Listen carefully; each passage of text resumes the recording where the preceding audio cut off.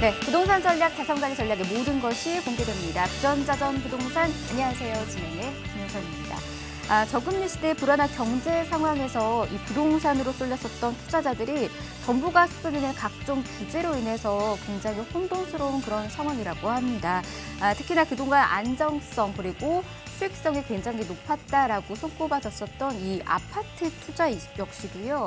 초보 부동산 투자자분들은 지금 시기도 또 놓쳤다라고 생각하시는 분들도 많이 계시고요. 그리고 투자하는 게 맞는 건지, 아파트 투자가 정답인 것인지에 대해서도 많은 분들께서 궁금증 또 안고 있는 그런 상황이라고 하는데요. 하지만 발빠른 부자 투자자분들은요, 지금 이곳이 아닌 다른 곳으로 투자처를 옮겨서 투자하고 있다고 합니다. 과연 그곳이 어디일까요?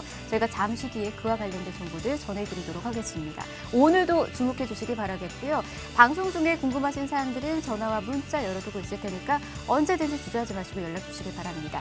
02-1638-3949번 무료 상담 전화 열어두고 있고요. 문자는 정보용료 100원 부과됩니다. 샵 3989번으로 문자 남겨주시면 계속해서 친절히 도움 드리도록 하겠습니다. 자, 그럼 부전자전 부동산 본격적으로 출발합니다.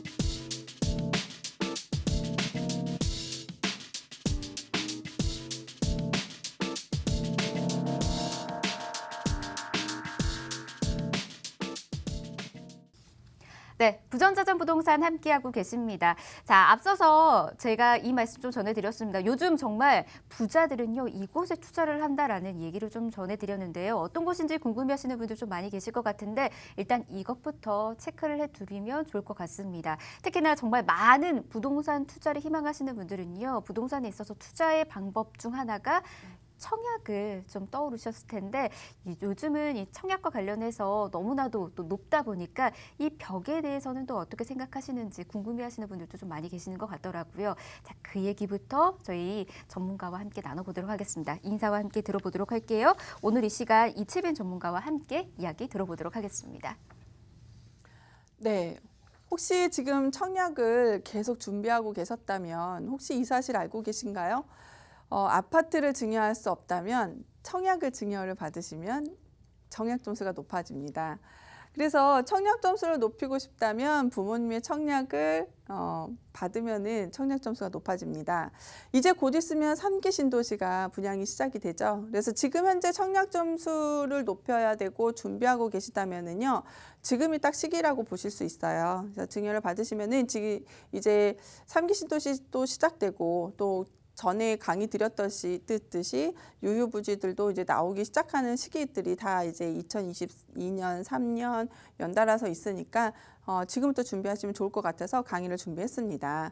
그래서 이제 청약 점수 높이고 싶으면 부모님 청약을 받게 되면은 이게 청약 통장도 증여가 가능하다. 이게 어떤 내용들일까요?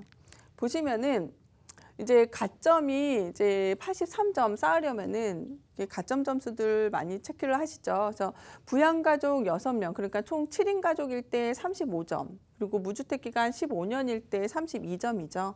그리고 청약 저축 가입 기간이 14년일 때 16점. 그래서 계산법을 보시면은 무주택 기간 30세 이후일 때 1년에 2점씩 해서 32점 만점을 받는 거고, 그 부양가족 수로 해서 한 명당 5점씩 해서 35점 만점, 그 청약 저축 가입 기간에서 1년에 1점씩 해서 17점을 해서 받을 때 84점 정도를 보시면 되고요. 이게 예전에 그 르엘 신반포 파크 에비뉴 서울 서초 그 최고점이 이제 74점이죠. 그래서 지금부터 이런 것들을 좀 준비를 하셔야 되는데, 이렇게 받으려면 이런 조건들이어야지 가능하다. 너무 높다는 생각이 좀 들죠. 그래도 조건들이 좀 약간 미달되는데 나 조금만 더 높이면 이게 가능할 것 같은데 라고 하시는 분들은 좀 이런 것들을 좀 생각을 해보시면 될 것 같아요. 그래서 증여를 어떻게 받느냐. 자, 청약통장 명의 이전 전이에요. 그래서 세대주, 아들 밑에 아버지와 어머니가 있죠. 그런데 등본상을 이걸 한 세대로 하는 거예요. 그래서 세대주 세대주 아빠와 아들하고 그리고 아버지가 따로 돼 있죠. 근데 이거를 하나로 하는 거죠. 세대주 밑에 아빠와 엄마를 두시고 청약통장 명의 이전을 아들에게 해주는 거죠. 그러면서 증여를 하는 거죠. 그렇게 되면 점수가 높아진다라고 볼 수가 있습니다. 그런데 이것도 좀 조건이 있죠. 보시면은 국민주택, 공공주택 같은 경우 청약저축, 가입자 사망으로 인한 상속, 증여가 가능한 조건들 보시면은 사망으로 인한 가입 조건, 그리고 가입자 배우자 또는 세대원의 직계존속 비속으로 세대주를 변경하는 경우에 가능해요. 그런데 보시면은 청약 예금 민영주택이라던가 청약 부근 85제곱미터 이하 민영주택일 경우에는 2000년 3월 26일 이전에 가입한 청약저축과 동일하고요. 2000년 3월 27일 이후에 가입한 거는 주택 청약 종합 저축과 동일하다라고 볼 수 있어요. 그래서 가입자 사망으로 인한 상속이 국민주택, 민영주택, 주택 청약, 종합 청약은 다 가능하고요.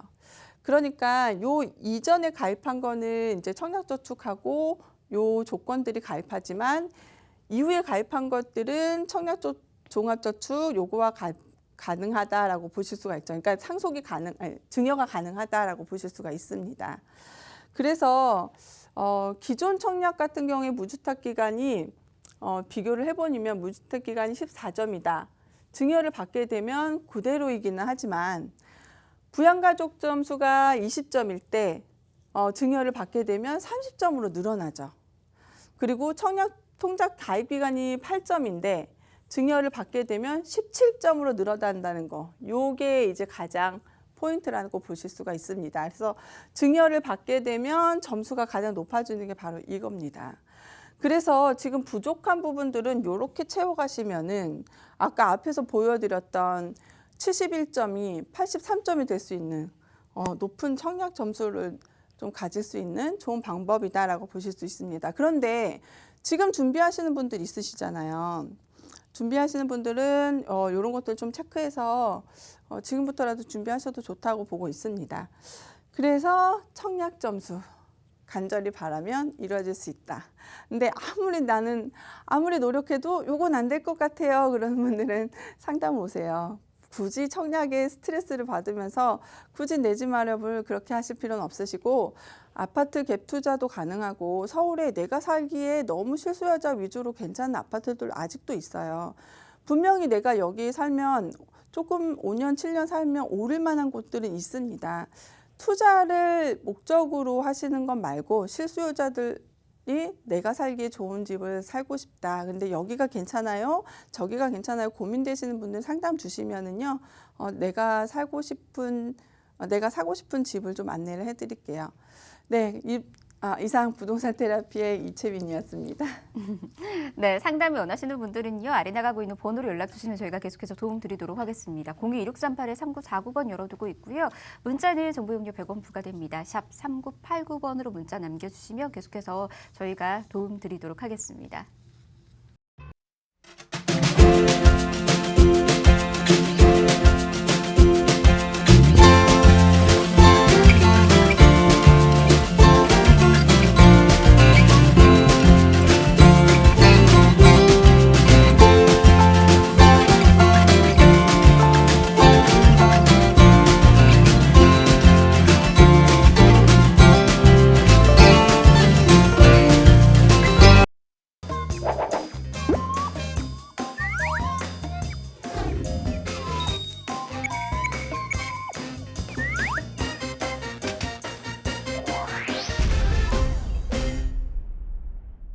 네, 부전자전 부동산 함께하고 계십니다. 자, 이번에는 한 주간의 이슈 앤 트렌드 살펴보도록 하겠습니다. 주제와 함께 먼저 만나보도록 할게요. 화면으로 먼저 만나보시죠. 네, 이번 주 주제 이겁니다. 찬밥 신세였던 빌라 로또 될까? 이거네요. 자, 계속해서 주택시장에서 어떻게 보면은 비주류였었던 빌라 투자가 이제는 굉장히 각광받고 있다라고 합니다. 투자하고 싶어서 줄을 지금 쓰고 있는 그런 모습들까지 보여주고 있다라고 해요. 어떻게 보면 기이하다 이렇게 말씀하시는 분들도 있는데요. 그 이유는 무엇인지 그리고 올바르게 투자할 수 있는 방법은 또 어떤 방법이 있는지 그 전략과 관련된 부분들까지 전해드리도록 하겠습니다. 방송 중에 궁금하신 사항은 전화 주시면 저희가 또 친절히 도움드리고 있으니까요. 아래 나가고 있는 번호로 연락도 주시길 바랍니다. 02-1638-3949번 또 정보용료 100원 부과되는 샵 3989번 문 열어두고 있도록 하겠습니다. 자, 그러면 이 빌라 투자가 왜 갑자기 인기를 얻고 있는지 그 이유부터 좀 살펴보도록 하겠습니다. 소장님, 네. 왜 그런 걸까요? 우선 이 빌라를 투자하는 시기, 이 투자 시기의 역사를 먼저 보면 좀 재밌어요. 그래요? 네, 이것도 재개발도 시기가 있어요.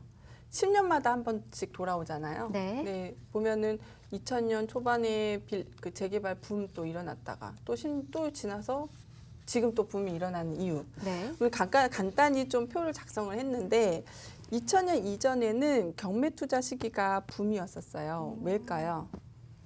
왜 그럴까요? 97년도 IMF. 아. 네, IMF 때문에 엄청나게 낮은 가격으로 막 아파트, 땅 엄청 났죠. 그것 때문에 막 경매, 아카데미, 학원이 난리가 났었죠. 네. 근데 지금 조금 죽었잖아요. 예.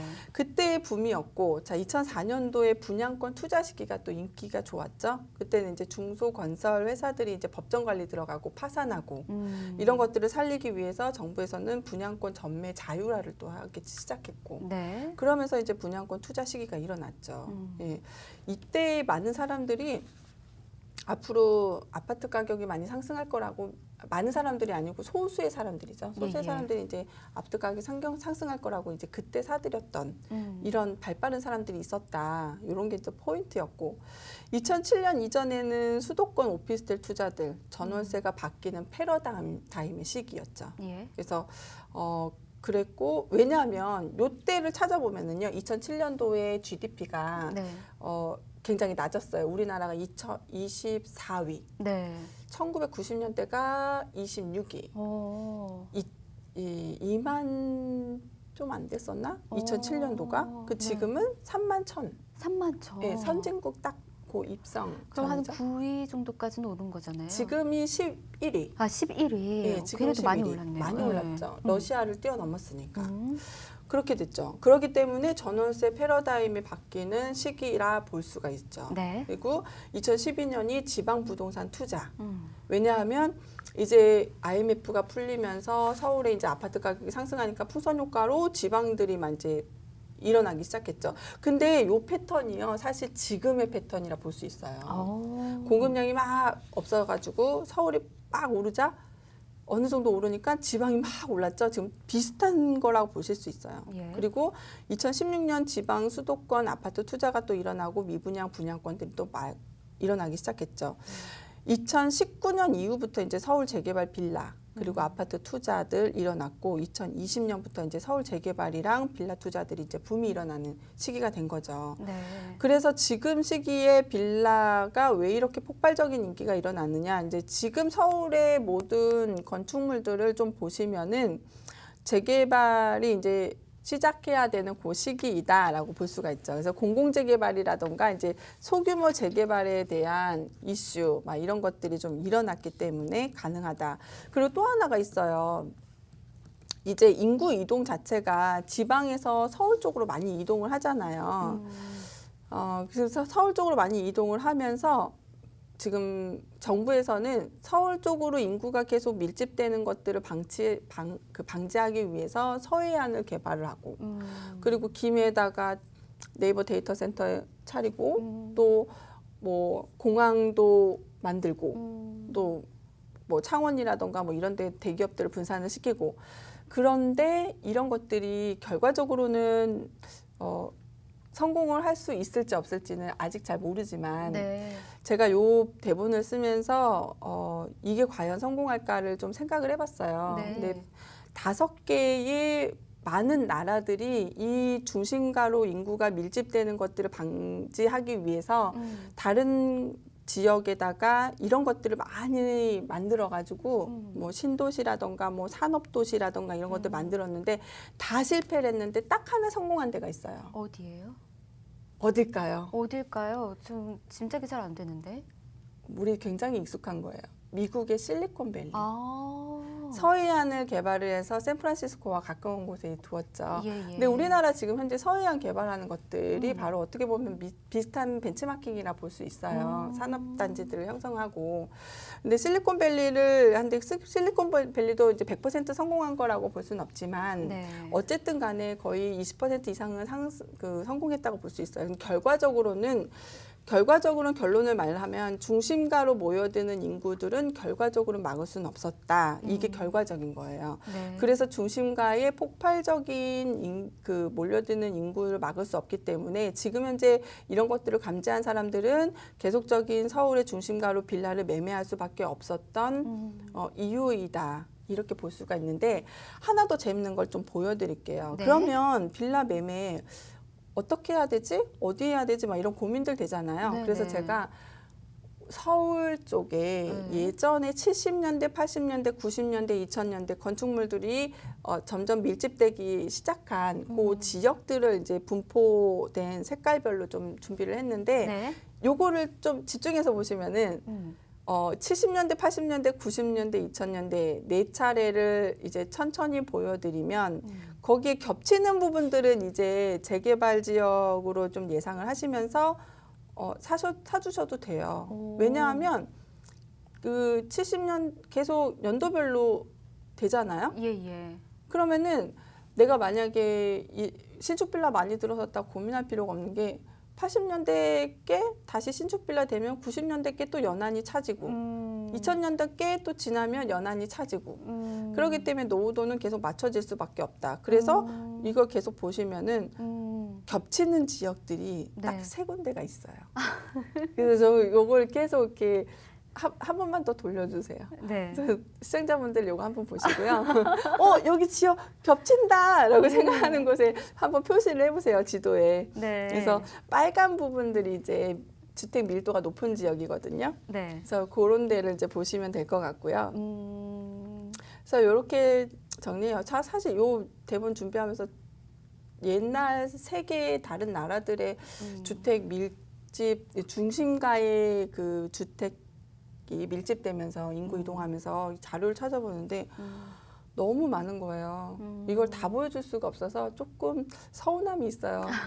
다 보여드리고 싶었는데. 예.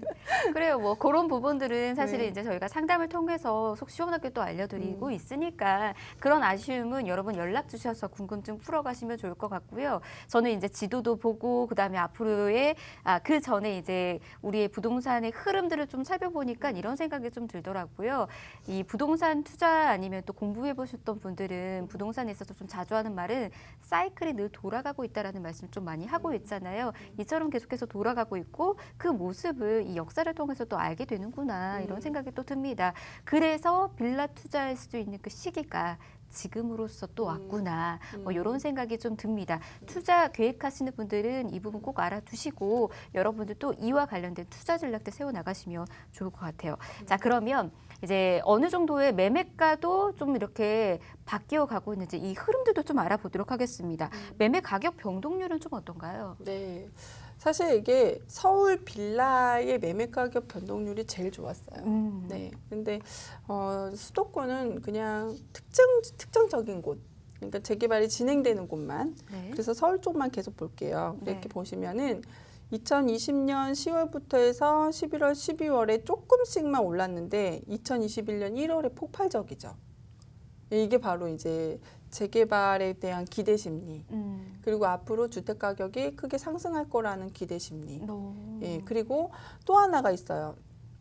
왜 이렇게 빌라 가격이나 아파트 가격이 계속 상승할까 생각해 보니까 그 인구 이동표를 보면은요, 2027년이 되면은 20대가 가장 많이 줄어드는 시기이기도 하고, 맞아요. 출산율 때문에도 그렇죠. 그렇죠. 그리고 생산 인구가 바로 줄어드는 고점에서 내려가는 시기가 이제 2020년부터 2030년까지 2020년부터 이렇게 내려가더라고요. 네, 그 시점이 돼요. 그런데 이게 우리 그 건축을 할 때 가장 돈이 많이 들어가는 게 자재비가 아니에요.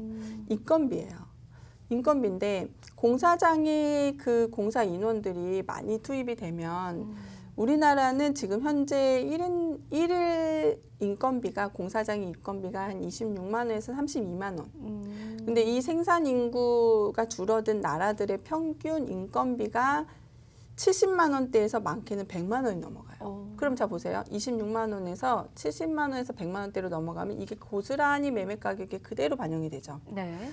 그러면은 지금 현재 내가 3억대에 샀던 빌라 가격이 얼마야? 6억 이상 올라간다는 얘기죠. 그럼 거의 두 배 이상? 2배 이상 올라가니까 3배죠. 그러니까 더 많이 가격이 상승할 수밖에 없다는 거. 인건비 자체가. 인건비를 줄일 수는 없으니까. 그렇죠. 네.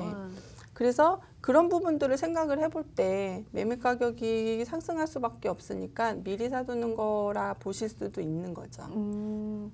근데 저는 그런 기사도 좀 봤었거든요. 이건 정말 저도 좀 놀랐었는데 재개발 이야기가 나오자마자 이쪽 일대에 1000가구 이상 좀 늘어난 그런 지역이 있다라는 얘기가 있더라고요. 그래서 이제 재개발 쪽으로 있어서의 빌라 투자 역시도 좀 핫하구나라는 생각이 드는데 그곳은 어떤 곳들인가요?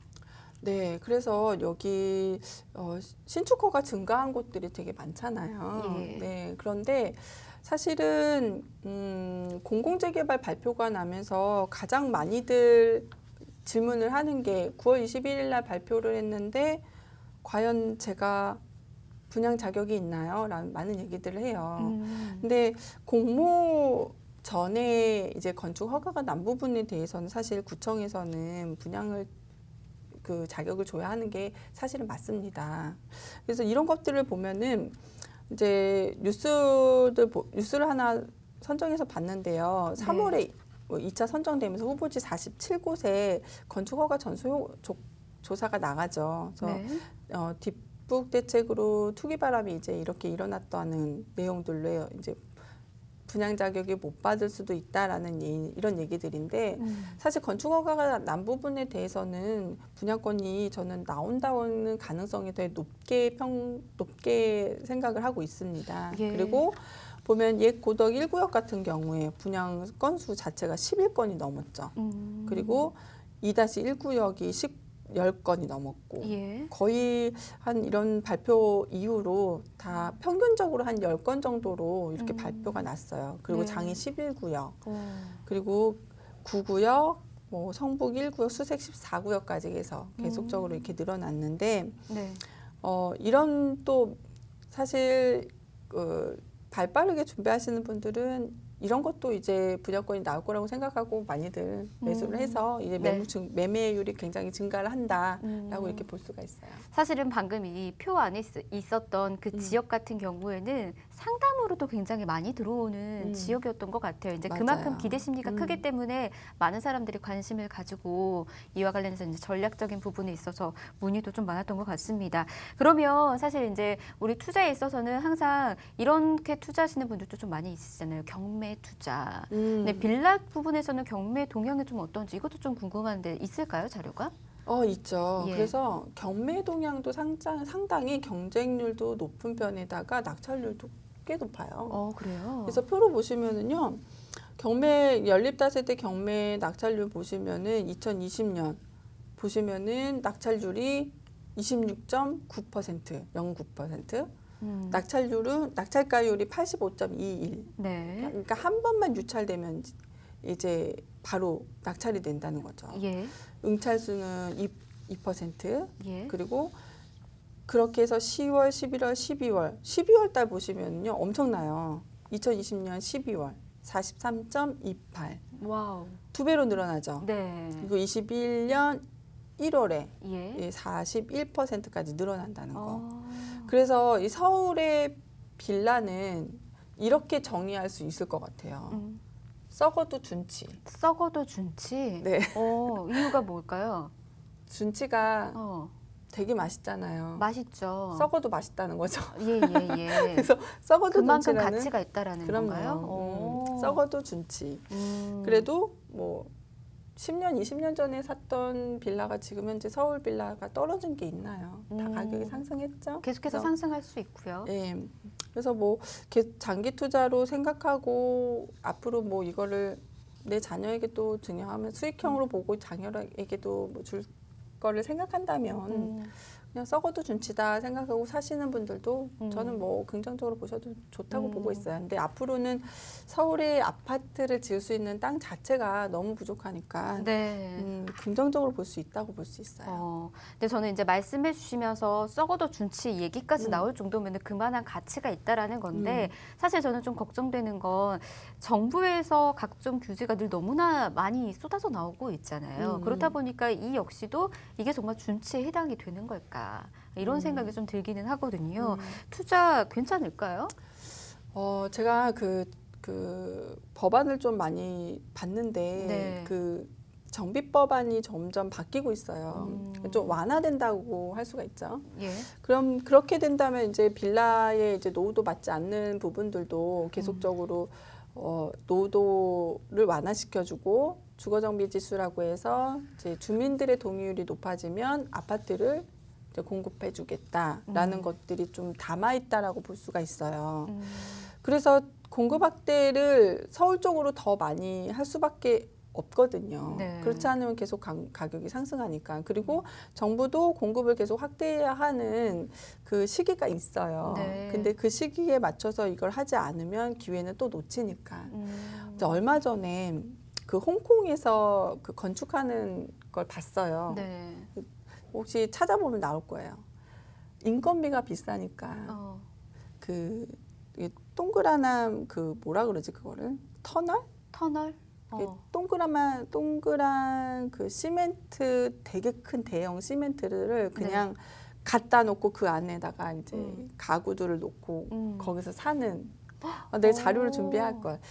너무 재밌더라고요. 그러니까 공사를 인건비를 써가지고 공사를 하는 것 자체가 이제 가격이 너무 비싸니까 그 뭐라 그러지 하수관. 예. 하수관을 한 10배 정도 큰 되게 큰 대형을 그냥 이렇게 쌓아놓고 거기 안에다가 이제 화장실이나 뭐 이런 거 만들어 놓는다. 어머. 거기다 뭐 싱크대 놓고 뭐 이런다라고 이거 생각하면 상상이 돼요. 전혀 안 되는데요. 네. 네. 그런 것도 이제 샘플하우스라고 해서 막 보여주고 막 이러더라고요. 컨테이너 박스 요즘에 있잖아요. 건축비 너무 많이 드니까 예, 인건비가 예. 많이 드니까 컨테이너 박스를 그냥 동그라니 딱 갖다 놓고 거기 안에다가 인테리어 해가지고 멋지게 해놓는 것들이 있잖아요. 그렇게 이제 바뀌고 있다. 네. 그러니까 이제는 이제 제가 볼 때는 이렇게 싼 가격에 이제 지금 저렴한 매매 가격에 아파트 매매 가격에 살 수 있는 기회 자체는 이제 좀 뭐 5년, 7년 정도로 봐야 되지 않을까라는 생각이 좀 들기는 해요. 이제 또 정부에서 다양한 대책이나 이제 규제가 쏟아져 내도 그렇게 흔들리지 않아도 된다라는 그런 얘기도 좀 해주신 것 같습니다. 근데 저는 이런 것들도 좀 있었잖아요. 이제 그 정부에서 공공재개발과 관련된 부분들도 많이 요즘 언급이 되다 보니까 이와 관련해서 기대신을 안고 계시는 분들도 좀 많이 계시는데 안타깝게도 이제 겨우 첫 발을 내디딘 수준이다 보니까 이거에 대해서도 좀 걱정 안고 계시는 분들이 많이 계시더라고요. 그냥 일반 재개발로 그냥 하는 게 더 낫지 않는가 이렇게 생각하시는데 공공재개발과 일반 재개발 이때는 좀 어떻게 생각하세요? 빌라에 있어서?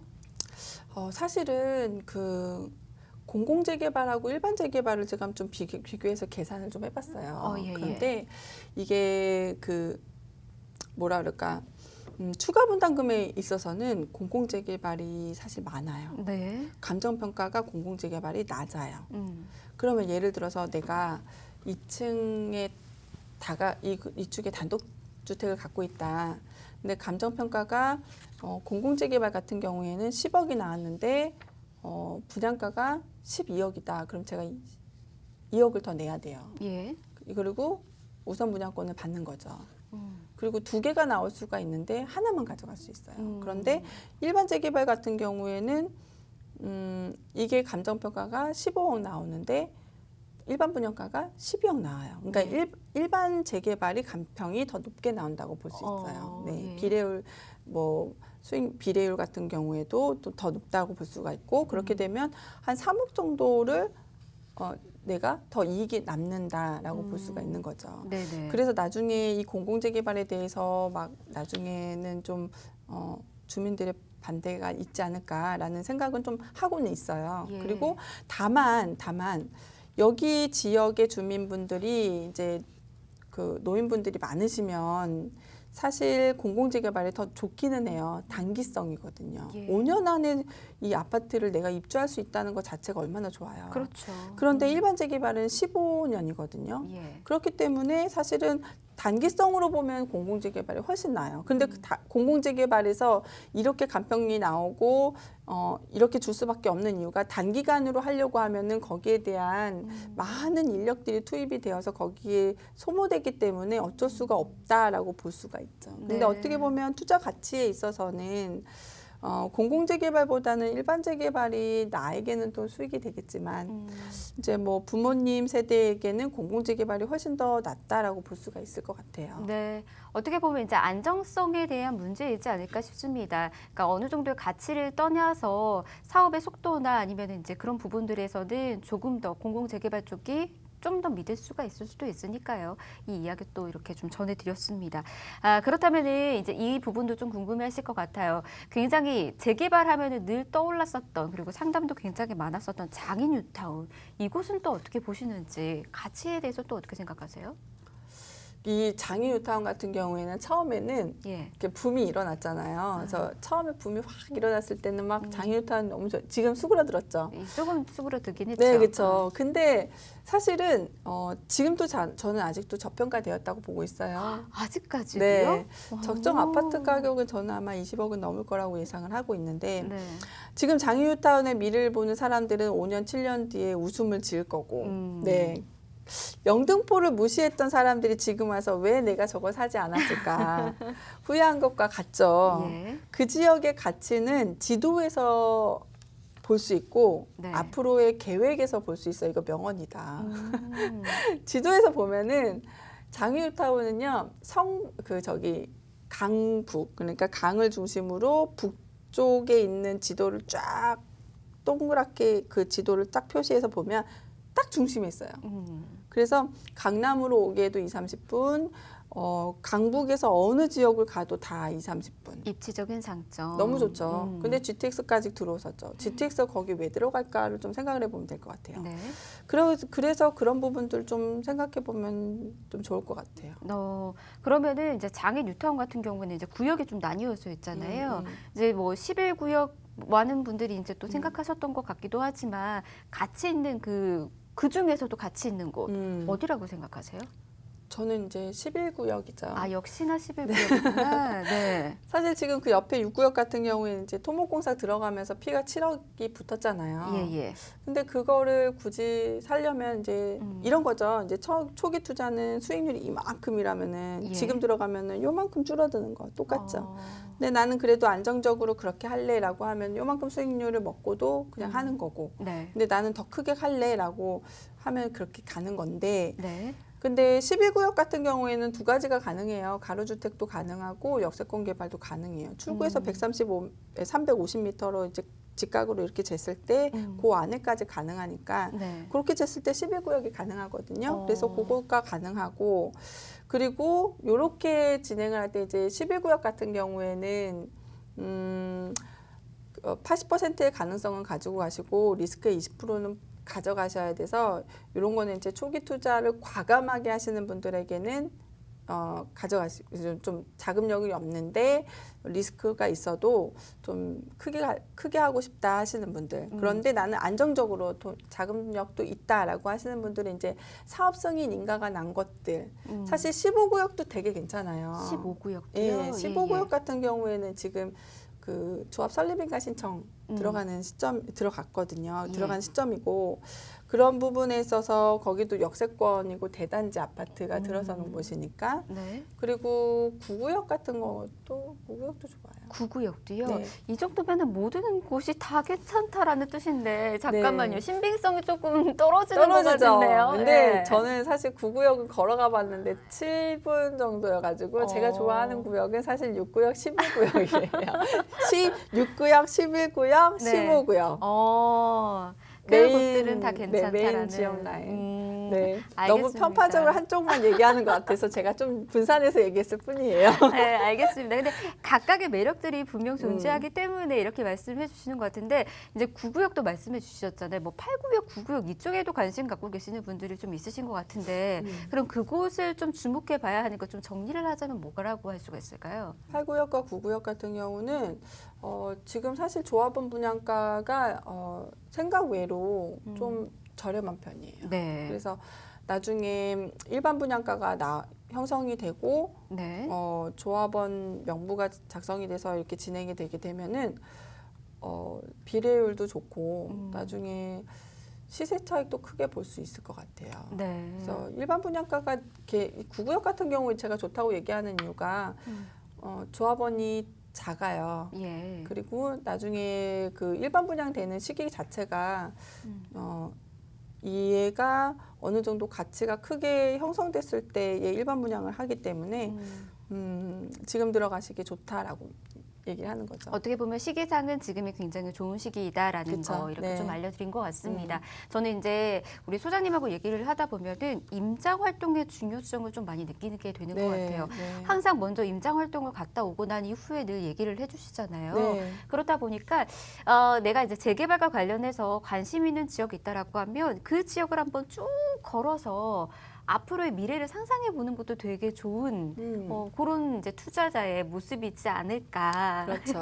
이런 생각이 좀 듭니다. 또 핫한 곳은 어떤 이유가 있는지도 보시는 것도 좋을 것 같습니다. 부동산 투자에 있어서의 핵심은 임장 활동, 우리가 이제 흔히 말하는 발품이다라는 거 잊지 마시길 바라겠습니다. 오늘 이렇게 빌라 투자와 관련해서 이야기를 좀 해드렸습니다. 근데 빌라 투자 요즘 핫하다라고 하지만은 늘 그래도 투자에 있어서 주의해야 하는 부분들은 있는 거거든요. 투자의 주의사항들 어떤 것들이 있을까요? 빌라 투자는? 빌라는 반드시 이제 어떤 첫 번째 목적이에요. 네. 내가 이거를 장기로 가져가느냐, 아니면 단기로 가져가느냐, 요 네. 두 가지는 반드시 먼저 명확하게 보셔야 되고, 네.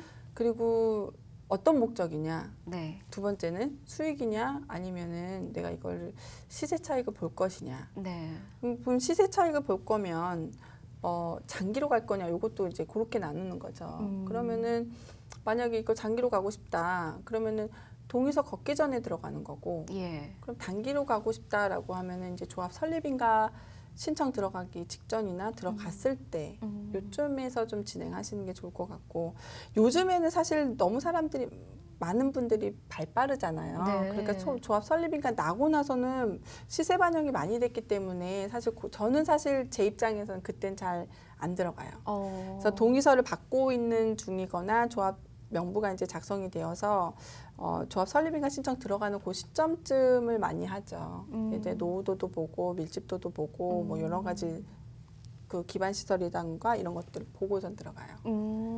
네, 이제 저는 어떻게 보면 이제 재개발과 관련해서 투자, 특히나 이제 빌라 투자와 관련해서 생각을 해본다라고 하면은 이왕이면 안정적이면서도 그리고 어떻게 보면 시세 차익을 크게 볼 수 있는 곳들 이렇게 해야지만이 내가 투자 잘했다 이렇게 생각이 좀 들 것 같거든요. 그쵸. 근데 이제 제가 생각하는 장이 지역 같은 경우에는 아직까지는 이제 너무 고점에 형성이 되어 있다 보니까 그렇게 생각하죠. 네, 내가 투자해도 될까라는 생각이 드는데 꼭 장이 이 구역 아니어도 지금 좀 눈여겨볼 수 있는 투자처 뭐 좀 하나 더 있다라고 하면 저평가된 데 있죠. 어디 있어요? 근데 저 지금 임장 활동 하고 있는데 방송에서 얘기하면 네.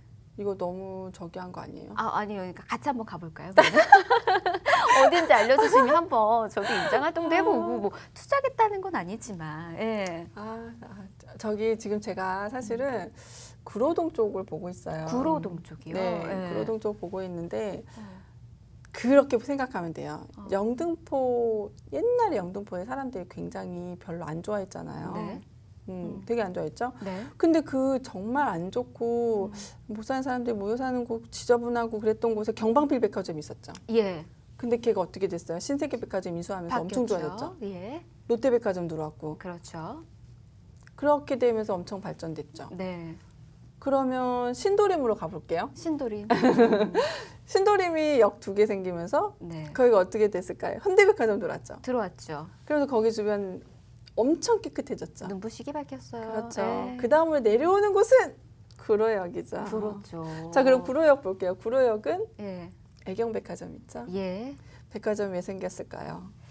마케팅 조사도 안 하고 들어갔을까요? 그렇지 않죠. 예. 그냥 어쨌든 거기 주변 보고 있습니다. 아, 알겠습니다. 그곳에서 우리 또 소장님 만나신다라고 하면 우리 아, 여러분 인사 나눠보시는 것도 좋을 것 같습니다. 자, 이렇게 저희가 재미있게 한번 이야기 또 나눠봤고요. 빌라 투자 요즘 정말 대세긴 대세인 것 같습니다. 재개발과 관련해서 투자하시려고 하시는 분들도 좀 많이 있지만 이 빌라를 통해서 꿈꾸고 계시는 분들도 좀 많이 계시는 것 같더라고요.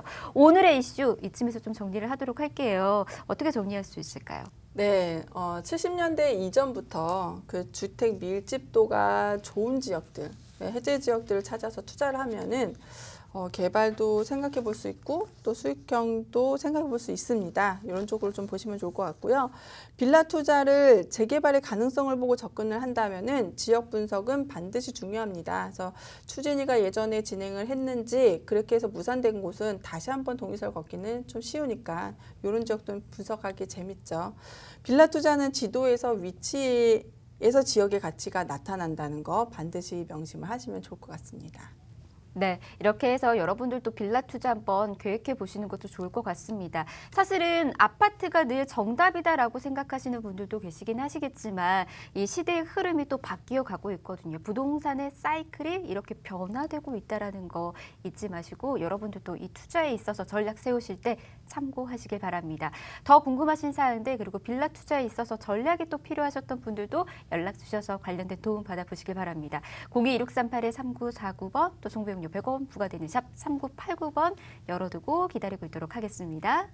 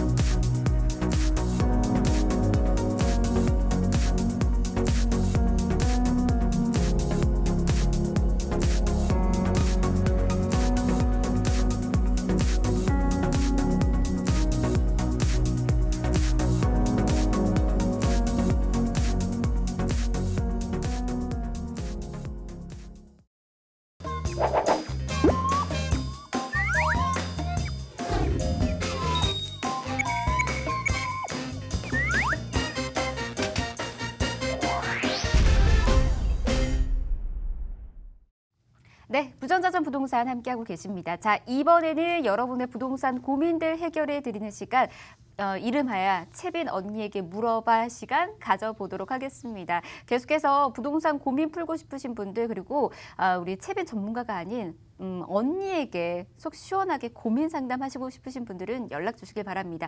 참여할 수 있는 번호 한 번 더 소개해 드릴게요. 02-1638-3949번 또 문자는 정보용료 100원 부과됩니다. 샵 3989번으로 문자 남겨주시면 계속해서 도움 드리도록 할게요. 자, 그러면 우리 채빈 언니에게 들어온 부동산 고민 만나보도록 하겠습니다. 화면 준비되어 있거든요. 함께 만나보시죠. 네, 이렇게 고민 보내주셨습니다. 작년 은퇴를 하고 자녀도 모두 출가를 시켰습니다. 이제 우리 노부부만 남아있는데요. 월세가 잘 나오는 이 수익형 부동산을 찾고 있어요. 여윳돈은 한 5억이긴 한데 우리 부부 노후 걱정 없이 보낼 수 있는 투자처 좀 찾아주세요 라고 보내주셨습니다. 이제 자녀분들을 다 이제 출가시키고 난 이후에 어떻게 보면 우리네 엄마, 아빠의 이야기이지 않을까 싶은데 이제 노후 준비를 위해서 부동산 어떻게 투자하면 되는지 그리고 돈 걱정 없이 살 수 있는 곳을 좀 찾고 계시는 것 같습니다. 한번 들어보도록 할게요. 채빈 언니, 어떻게 해야 될까요?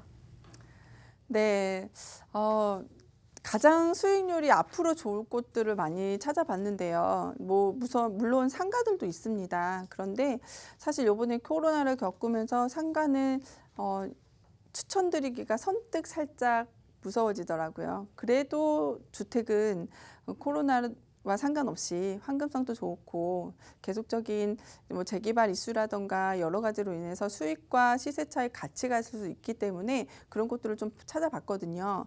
제가 추천드리지 않는 곳도 사실은 병원과 가까운 곳은 앞으로 주택 수익률은 상당히 좋을 것이라고 예상을 합니다. 왜냐하면 제가 지금 추천드리는 곳은 대청역에 있는 초역세권에 있는 아파트, 빌라나 여기 있는 아파트인데 삼성 서울병원 명문병원이 있죠. 근데 여기에 포인트가 있습니다. 안병원이 있는데 병동 입원실 자체가 부족해요.